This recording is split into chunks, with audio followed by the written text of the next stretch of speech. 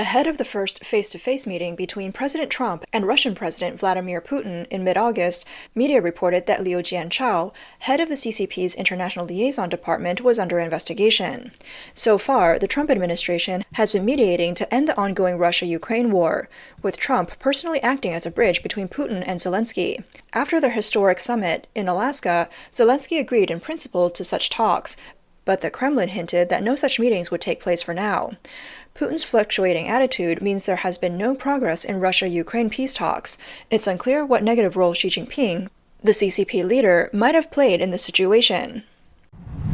Is Liu Jianchao's downfall linked to a plot involving China and Russia to deceive Trump?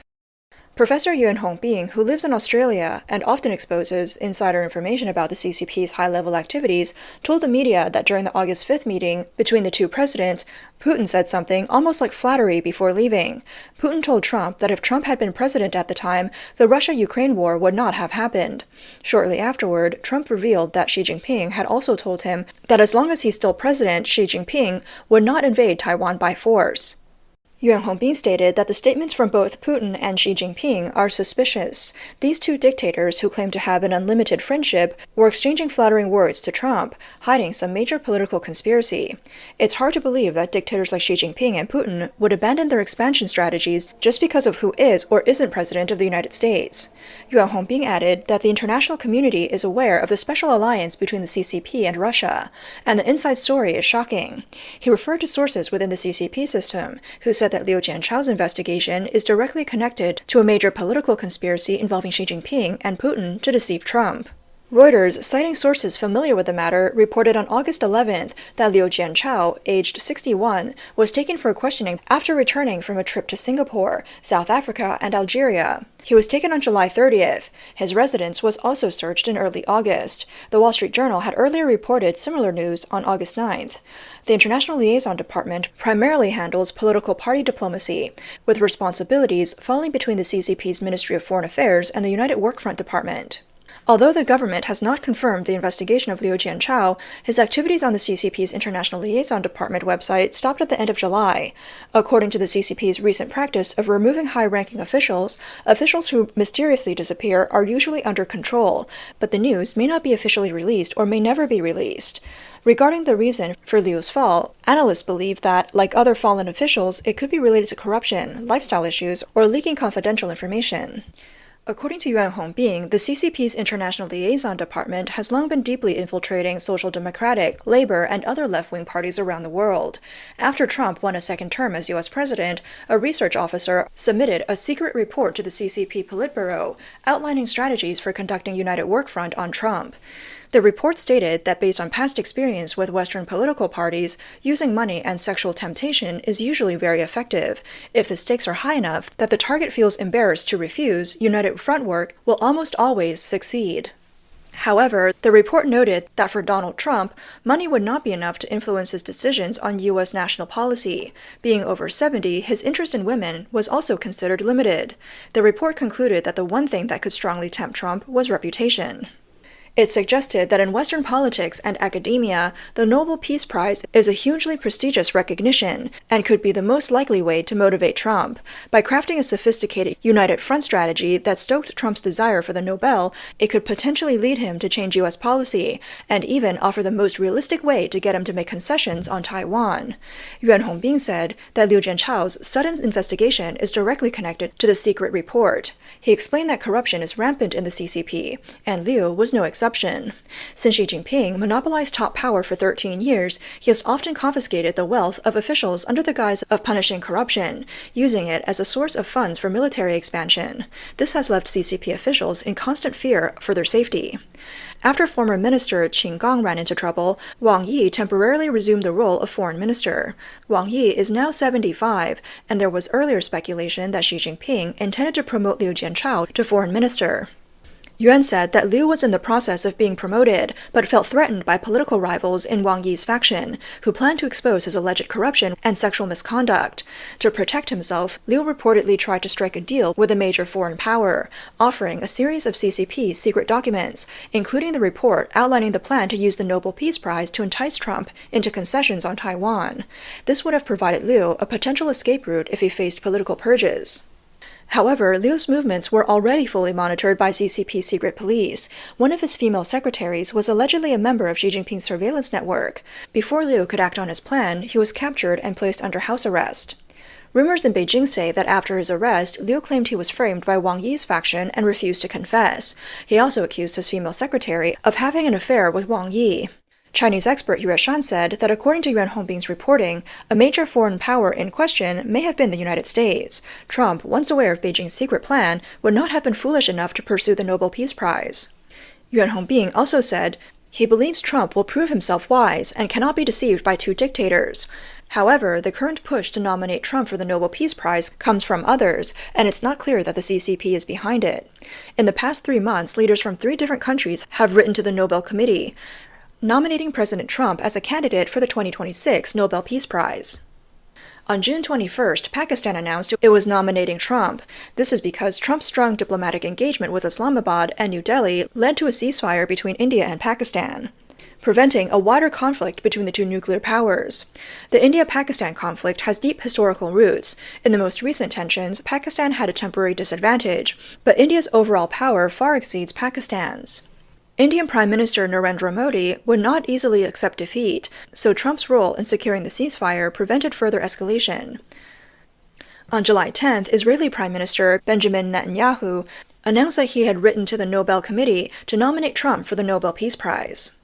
On August 1st, Cambodian Deputy Prime Minister Sun Chanthol said Cambodia would nominate Trump for the Nobel Peace Prize. Trump's direct intervention applied tariff pressure to bring about an unconditional ceasefire in the Thailand-Cambodia border conflict.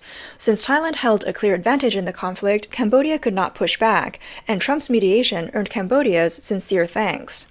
Trump clearly would not fall for a scheme just to win the Nobel Peace Prize.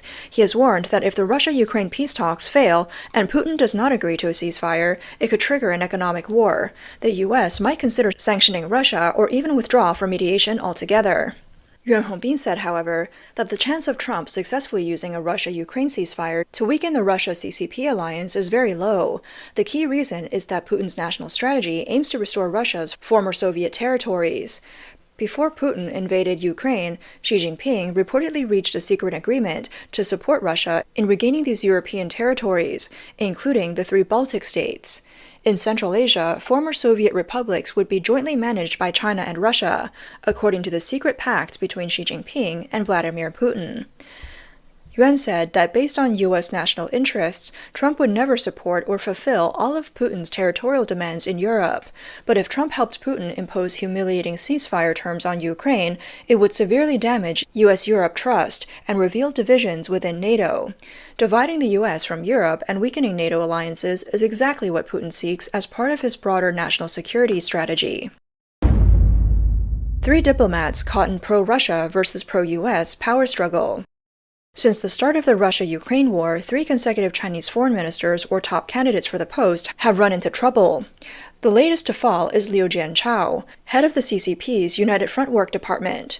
Liu previously served as director of the International Cooperation Bureau, and later as head of the Office for International Fugitive Recovery, playing a key role in the CCP's overseas influence operations and efforts to bring wanted individuals back to China.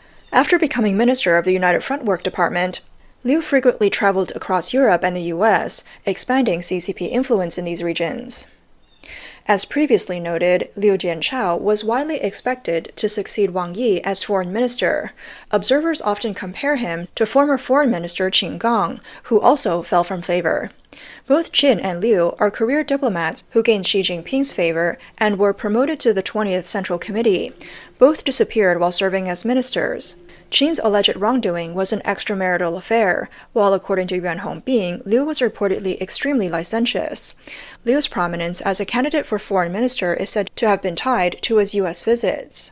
In early 2024, during Taiwan's presidential election period, Liu visited the United States in January as a United Front Work Department head, meeting Secretary of State Antony Blinken and Blackstone CEO Stephen Schwarzman, among others. His international visibility resembled that of a foreign minister. After returning to China, Liu frequently met foreign ambassadors and visiting dignitaries in Beijing. Reuters reported that diplomats in Beijing praised Liu for his confident, composed style, fluent English, and ability to speak extemporaneously without preparation, traits admired within the CCP diplomatic system. However, within the CCP bureaucracy, such improvisation is viewed with suspicion. Liu's speeches in the US and elsewhere could be interpreted as overstepping. Moreover, presenting himself as a prospective foreign minister before any official appointment is politically incorrect in Beijing and may have triggered internal distrust. Since Russia's invasion of Ukraine, China has never condemned Russia and has secretly provided key support, straining relations with the West and drawing criticism from Ukraine. Recently, Trump has been mediating to facilitate a Russia-Ukraine ceasefire. On August 24th, Xi Jinping suddenly sent a congratulatory message for Ukraine's Independence Day, but CCP Foreign Ministry spokespeople avoided discussing it. Experts suggest that China is still hedging its bets, fearing secondary U.S. sanctions while not wanting to betray Russia. Commentator Du Zheng noted that Liu Jianchao's troubles surfaced before a Trump-Putin meeting, with the timing of the leaks to foreign media seeming suspicious. Based on Liu's U.S. visit, it is plausible that his case is connected to entanglements among China, the U.S., and Russia, though whether he leaked information to the U.S. remains unverified. Former Foreign Minister Qin Gang was also considered pro-U.S. He was promoted from ambassador to the U.S. to foreign minister at the end of 2022, but suddenly disappeared in late June 2023 and was officially removed on July 25th. Authorities never disclosed the reason or his whereabouts. Qin Gang's pro-U.S. stance and Russia's discontent. After assuming the role of China's foreign minister, Qin Gang frequently displayed pro-U.S. behavior, drawing public displeasure from the Russian government. Around the time of Qin's troubles, top Russian officials visited China and met with Xi Jinping. These three were Mikhail Mishustin, Russian Prime Minister, Sergei Lavrov, Foreign Minister, and Valentina Matviyenko, Chairwoman of the Federation Council. All three are considered close allies of Putin. On December 2023, U.S. media outlet Politico cited sources close to senior CCP officials, reporting that Russia's Deputy Minister of Foreign Affairs' real mission during his June 2023 trip to Beijing was to inform Xi Jinping that Qin Gang and several other senior officials had allegedly been recruited by Western intelligence agencies. Another Chinese diplomat caught up in the fallout from the Russia-Ukraine war was Liu Jianchao, a pro-Russia figure. Liu graduated from Nanjing Normal University in Russian language and literature, and early in his career served in various posts at the Chinese embassy in the Soviet Union, and later in Russia, including attaché, secretary, minister-counselor, and minister-level positions. As the executive vice foreign minister, frequently made pro-Russia, anti-U.S. statements on behalf of China's diplomatic system. In February 2022, during a summit between the Chinese and Russian heads of state in Beijing, Liu told Chinese state media that China-Russia relations have no ceiling, no final destination, only refueling stations. However, as the war stalemated and the U.S.-led international sanctions on Russia, while providing military aid to Ukraine, Liu, as the top candidate for foreign minister, was reassigned in mid-June 2022.